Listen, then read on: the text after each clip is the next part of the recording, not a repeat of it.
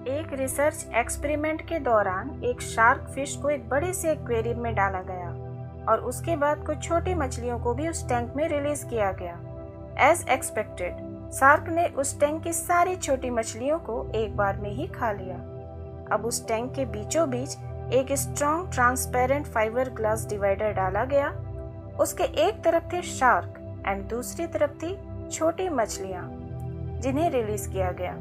Shark ने उन छोटी मछलियों को देखकर फिर से उन पर अटैक किया, लेकिन इस बार उस ग्लास डिवाइडर से टकराई और पीछे हट गई। उसने कई बार उन छोटी मछलियों पर अटैक करने की कोशिश की, बट हर बार वो नाकामयाब रही और हर नाकाम कोशिश के बाद वो थकती गई और कमजोर पड़ती गई। दूसरी तरफ वो छोटी मछलियां टैंक के दूसरे हिस्से में आराम से तैर रही थी। 1 घंटे तक लगातार कोशिश करने के बाद शार्क ने हार मान ली। इस एक्सपेरिमेंट को कई बार दोहराया गया और ये ऑब्जर्व किया गया कि कुछ हफ्तों में वो शार्क हर नाकाम कोशिश के बाद कम आक्रामक होती गई। अब उस फाइबर ग्लास को हटा दिया गया।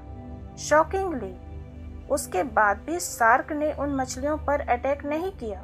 ऐसा इसलिए क्योंकि शार्क को मेंटली ट्रेन कर दिया गया था कि उसके सामने एक दीवार है एंड वो हर बार उससे टकराएगी, एंड इसलिए उसने अटैक के बारे में सोचा भी नहीं। मॉरल ऑफ द स्टोरी, हम सभी फेलियर्स एक्सपीरियंस करते हैं और ये हमें धीरे धीरे इमोशनली और मेंटली तोड़ देते हैं। हम थक जाते हैं, हमारे अंदर मोटिवेशन खत्म हो जाता है एंड हम कोशिश करना भी छोड़ देते हैं।